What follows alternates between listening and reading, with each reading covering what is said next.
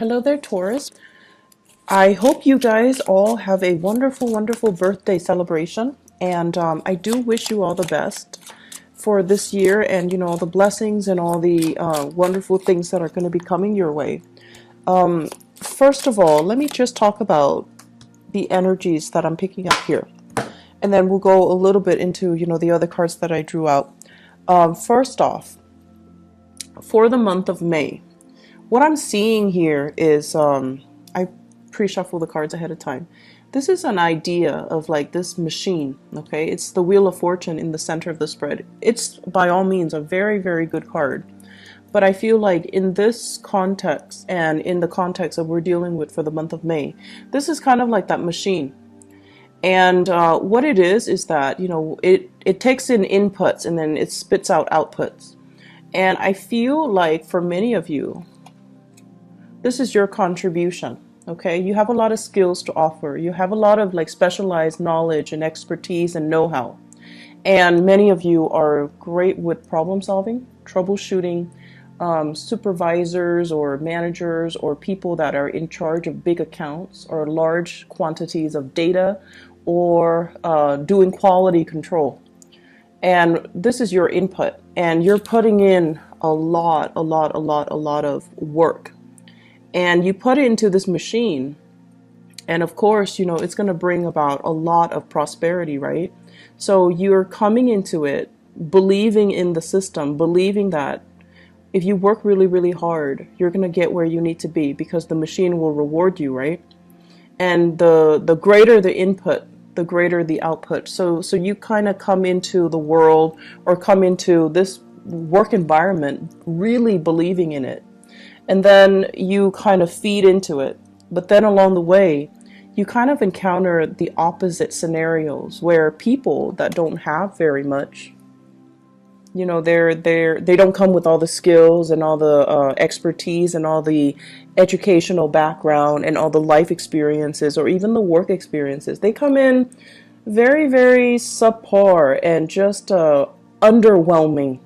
And they're also feeding into the machine. And they're also getting a lot of prosperity back at them. So is that really fair? I don't think that it is. And especially, in your predicament, I really don't feel that it is. And you don't feel that it's fair. But yet you're encountering situations in your work environment and in your professional life where people that have, an underwhelming amount of skills, they're being treated the same way that you are treated, where you spent many, many years cultivating and honing in on and perfecting your craft. And you're not, or you are getting the same level of recognition, and it just feels very unfair, unjust. I also feel many of you Taurian people on either side of the coin, okay? So many of you right now are in a really, really good career path. And I feel for many of you, you could be like 35 to like 45, okay, that age group. Quite successful, having a lot of people that you can that you command. Everyone looks up to you to solve their problems. Some of you have like a large following. So that means you have a lot of people that are working under you. And they're doing the dirty work for you. So you're commanding them and they're doing the dirty work for you. It doesn't, it's not all about like classism or anything like that, but it's just like stating that people trust you to take the lead and people are willing to follow you because they trust your judgment. So it's a really good position to be. Some of you are in leadership positions as well, leaders amongst children, among the next generation, amongst people in politics as well. So it basically means that, you're in the public eye, you're under a lot of scrutiny, and you pass the test mainly because you don't have a single blemish in your background. And then as a result of that, I feel like you're also feeding into this, building up your professional life, building up your networks, building up your connection. And I feel like you're already at that apex. And there is this sense, for those of you who are dealing with, there's this sense of like, I can just coast. I can just, put in very, very little amount of work But, you know, even then, you are perfectionistic, so you're not going to be underselling yourself.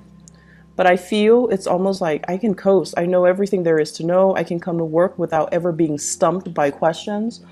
And so you feel almost as like it gets to that point where it's like, what else is out there? Should I explore new horizons? I want to, but I might be stuck with a specific skill set that are not transferable to other industries. So where can I go? Where can I apply my skills? Where can I go so that I don't have to start at the bottom of the totem pole, but, you know, rely on the skills that I already have under my belt and kind of expand upon it. Many of you are seriously thinking about a change in your geographical location. Where do I want to settle down? Where do I want to buy property? Where do I want to have children? Where do I want to raise children? Do I want to be here or overseas? So there are a lot of issues that are coming through more on the long-term ideological front. Do I want to settle here or do I want to move somewhere else?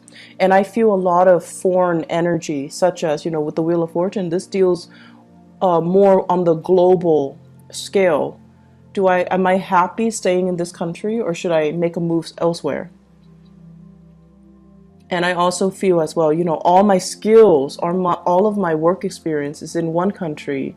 Is it transferable or translatable into another work environment or into working in another country? So for example, some of you might have like, you know, a lot of schooling and a lot of educational background in one country. So for example, you have even, I want to say like, let's say an MBA in one country, or you have like a doctorate degree in one country. And if you were to move, those degrees are not transferable. And so you find yourself kind of stuck, right? You don't want to start over, but at the same time, it's really difficult for you to make that move, that transition, when the degrees themselves are not recognized in the new country. And then many of you want to change, I'm hearing like change jurisdiction. Like you might have a license in one state and you want to practice in another state, but you have to redo that process. You have to get the license in the new state. So all of these things are coming up for re-examination.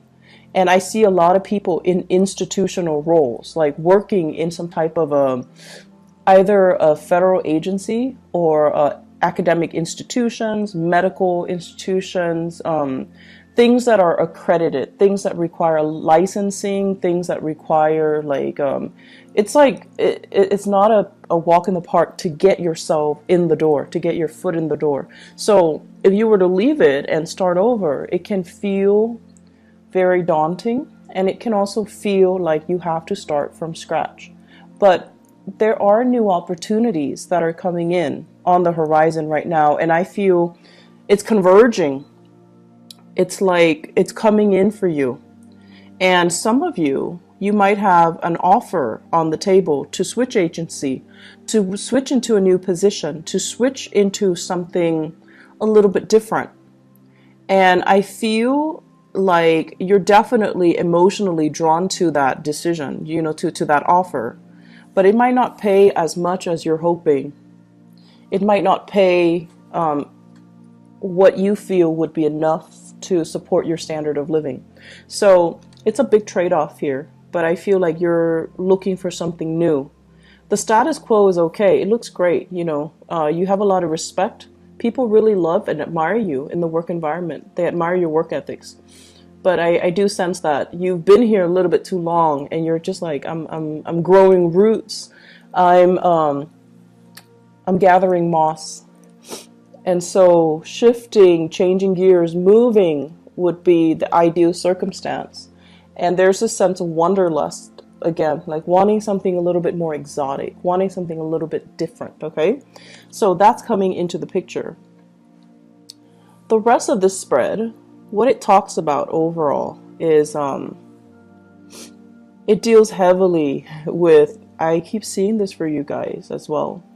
It's an environment where we really have to work together with other people. This is a card about collaboration, and this is deals heavily with exchanging in ideas, sharing our best practices, listening to other people, and finding mentors or finding teachers in very unlikely places. Okay, so it's sort of like learning by doing, and also the people that you manage, they actually might be the ones that have a lot to teach you.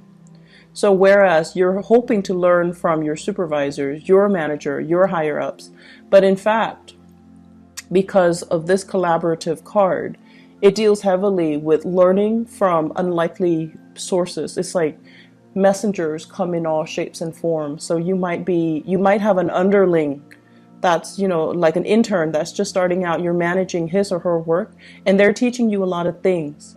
They're the ones that are bringing new ideas into the picture.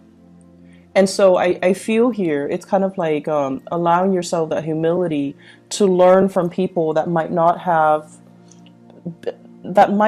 as much experience as you do, but because they're looking at the same problem with a fresh pair of eyes, they're able to arrive at creative solutions that you might not have thought about. So I feel a lot of collaboration coming in, sharing knowledge, sharing skills, sharing the best way to do something. And I feel as if this process alone, it's sort of like it's a really good process overall. I'm also sensing as if there are some people in your work environment that are taking it the wrong way. They're very much about hierarchy, and they're very much about, I've been here longer, you need to listen to me. This is a new person. They don't really have the skills and the expertise. They should not be able to tell us what to do, or they should not be able to, I want to say, they should not have a say in the direction of the company because they haven't been around. So there are conflicting messages here regarding people that might have been in the field for a really long time, but they have no idea what they're doing, or they're so entrenched in it, it's hard for them to shift gears, and it's hard for them to think creatively. Okay, we all know those types. And then there are people that are brand new, that are very innovative, but no one's really giving them the time of day. So it is up to you to really try to shape young minds. Some of you might be teachers, shaping young minds. It might be up to you to, provide the creative framework so that you can allow these new people to explore, and allow these new people like some type of hands-on approaches so that they can learn by doing, and that they can, improve their problem-solving skills.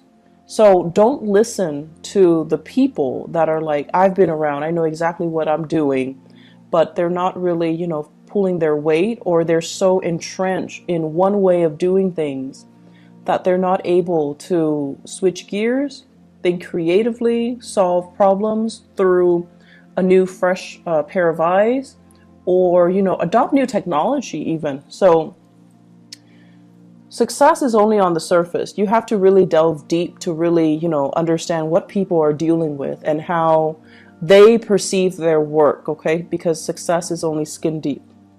So aside from that, the other messages that I'm getting in the picture here, it feels to me as if many of you are thinking about, once again, change in location.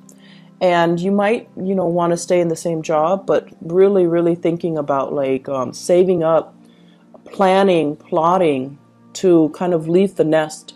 Some of you might be living with parents, and the housing environment looks a little bit crowded. The work that's cut out, it's sort of like, I have a space, I don't have to pay rent, or I'm paying very minimal rent, and I'm not doing all the chores. The chores are divided between all the people in the household, possibly with family. And so it just feels as if it's very comfortable. It's like, it's not a lot of work because it's spread out across many people. But you're at a point where you do want to grow, and you do want to be able to be independent. So many of you are at this place. It's a catch-22.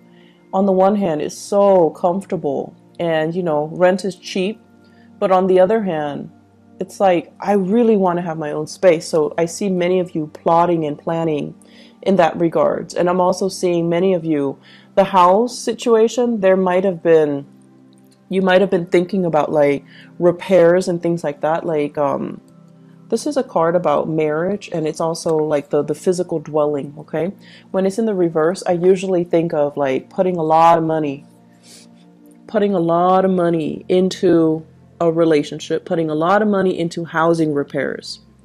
And you might have come out since the beginning of the year, since January, fixing something, cleaning up something, cleaning up the gutters, cleaning up the drain, doing a lot of fixer-upper types of projects as it relates to this housing situation.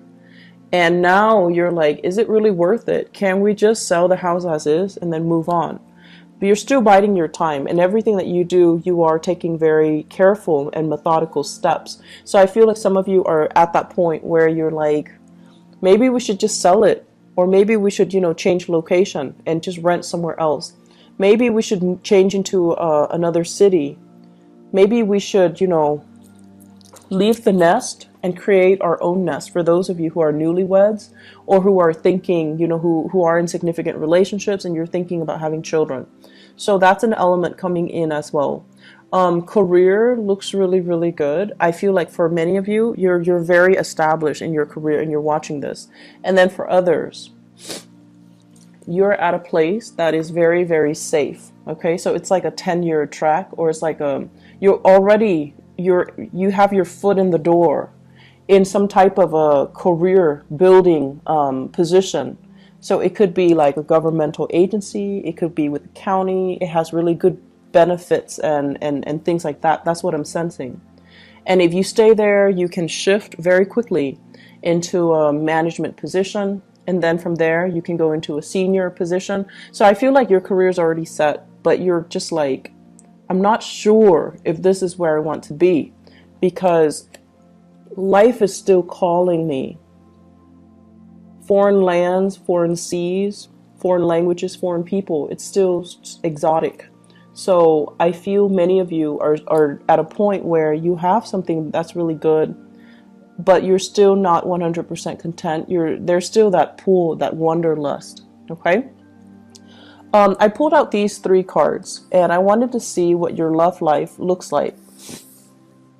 Mainly because this is so work and career and finance focused that I wanted to, specifically look at other areas of your life. So what I have here, first of all, is a water sign. So this is a Pisces, Cancer, Scorpio, Sun, Moon, or Rising.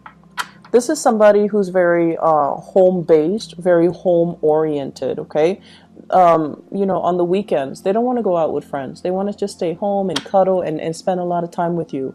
This is somebody that calls and checks up on you when you're at work. Not so much checking up, but, they check in on you. They're a little bit more, they need a lot of reassurance. They need a lot of time. They need a lot of attention.